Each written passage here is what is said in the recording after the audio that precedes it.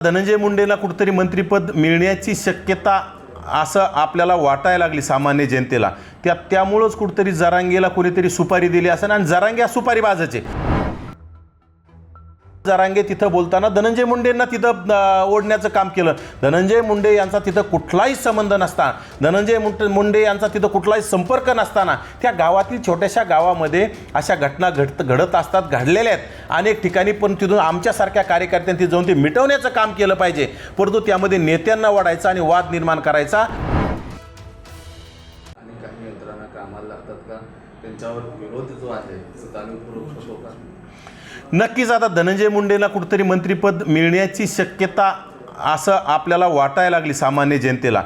त्यामुळेच कुठेतरी जरांगेला कोणीतरी सुपारी दिली असं आणि जरांगे सुपारी बाजाचे ही पूर्वीपासून सुपाऱ्या घेऊन सुपाऱ्या वाजवणारा आहे। अंजली दमाने असतील, जरांगे असतील, हे लोक सुपाऱ्या घेऊन कुठेतरी प्रत्येक नेत्यांना आणि विशेषतः ओबीसी नेत्यांना मलिन करायचं, टार्गेट करायचं, त्यांना सत्तेपासून दूर ठेवायचं हे त्यांचा प्रयत्न आहे। तो केविलवाना प्रयत्न आहे, त्याच्यात त्यांना अपयश येणार, परंतु याच्यामध्ये जाती तेढ निर्माण होते। आता कुठेतरी समाज एकमेकाला बोलायला लागले, समाज एकमेकाच्या सुखदुःखात जायला सुरुवात झाली। याला पुन्हा त्याच्यामध्ये वाद निर्माण करायचं हे अतिशय चुकीचं आहे आणि ते येणाऱ्या काळात समाजाने, मराठा समाजाच्या तरुणांनी, सुशिक्षित तरुणांनी आणि विद्वान लोकांनी हे थोडा अभ्यास केला पाहिजे आणि जरांगेला ह्या गोष्टीपासून थोडं बाजूला ठेवलं ना तर नक्कीच पूर्वीसारखे दिवस आलेले तुम्हाला शिव फुले आंबेडकरांचा महाराष्ट्र पाहायला तुम्हाला मिळेल। सुरूच आहे, काय सांगाल, काय आवाज कराल? इकडे जरांगे पाटलांनी देखील धनंजय मुंडेंकडे बोट उचललेला आहे। धनंजय मुंडेंना एकेरी भाषेत त्यांना एक पद्धतीने शिवीगाळ देखील केलेला।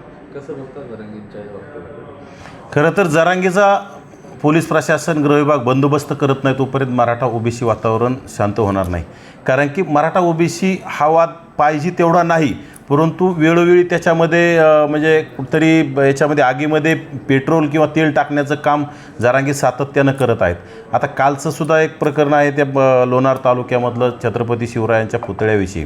आता तो गावचा प्रश्न, छत्रपती शिवरायांच्या पितळ्याची विटंबना असेल किंवा पुतळा बसवण्यासाठी विरोध करणं हे अतिशय निंदनीय आहे, त्याचा सर्वांनी निषेध केला पाहिजे। कारण की महापुरुषांचे पुतळे गावात असणं हे आदर्शदायी असतं आणि प्रत्येक महापुरुषाचे पुतळे, मी तर म्हणतो ज्या एखाद्या गावामध्ये एखादा समाज नसेल त्या जातीतल्या महापुरुषासुद्धा पुतळा तिथं असला पाहिजे, त्यांचा आदर्श नवीन तरुण पिढीला घेता येतो। परंतु त्या गावातल्या काही लोकांनी विरोध केला असेल, परंतु त्याच्यात वेगळंच राजकारण जरांगे पाटलाने तिथं जाऊन केलं आहे, ते अतिशय चुकीचं आहे। आणि तिथं त्यांची जी भाषा आहे की कुठंतरी आम्ही तुमच्या महापुरुषांचे पुतळे काढले तर चालतील का, आम्ही तुमचे महापुरुषांचे चौक काढून टाकले तर चालतील का, ही भाषा म्हणजे हुकुमशाही आणि दादागिरीची भाषा झाली ही अतिशय। तुम्ही तिथं पेटवायला गेले होते का विजवायला गेले होते?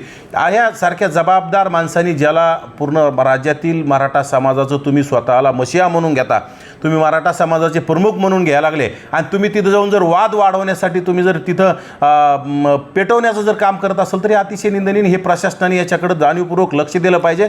आणि खरं तर यामध्ये कुणीही त्या घटनेला पाठीशी घालत नाही, त्या छत्रपती शिवरायांच्या पुतळ्याला विरोध करणाऱ्याला कोणी पाठीशी घालणार नाही। कारण की छत्रपती शिवरायांच्या महाराष्ट्रात ह्या घटना घडल्याच नाही पाहिजे, फुले आंबेडकरांच्या महाराष्ट्रात ह्या घटना घडल्या नाही पाहिजे, ही सगळ्यांची माहिती सगळ्यांची इच्छा असताना, परंतु जरांगे फक्त स्वतःची प्रसिद्धी आणि TRP संपलेली म्हणून त्या गावात गेले आणि तिथं कुठंतरी प्रक्षोभक भाषण करून तिथं कुठेतरी वाद निर्माण करायचा। ज्याप्रमाणे बीड जिल्हा पेटवला, आता बुलढाणा जिल्हा पेटवण्याचा जरांगेचा प्रयत्न आहे। यासाठी माझी राज्याच्या गृह विभागाला, गृहमंत्र्याला कळकळीची विनंती, ह्या 5वी नापास जरांगेला तात्काळ तुम्ही अटक करा, तरच राज्य शांत राहील, जातीत सलोखा निर्माण होईल।